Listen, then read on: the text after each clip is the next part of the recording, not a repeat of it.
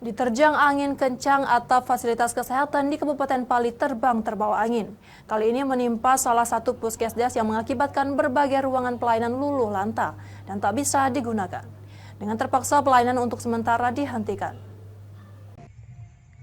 Beginilah kondisi atap puskesdes di Desa Beruge Darat, Kecamatan Talang Ubi, Kabupaten Pali, setelah diterjang angin kencang dan hujan deras.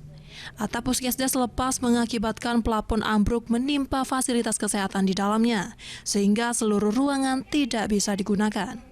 Beruntung saat kejadian tidak ada pasien yang sedang dirawat, namun peralatan dan obat-obatan, serta file mengalami kerusakan akibat tertimpa plafon dan tersiram air hujan. Bidan Desa Yusmarini mengatakan untuk saat ini pelayanan tertunda sementara. Kita tunda dulu, kita pindah tempat dulu kan.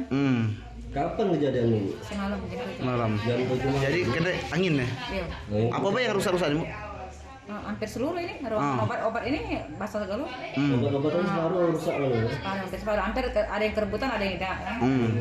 Asip-asip laporan basah segala. Basah ya? Musibah angin kencang 3 kali terjadi.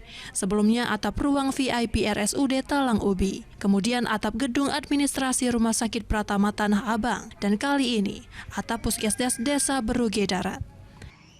Dari Pali, Bisrun Silvana, iNews melaporkan.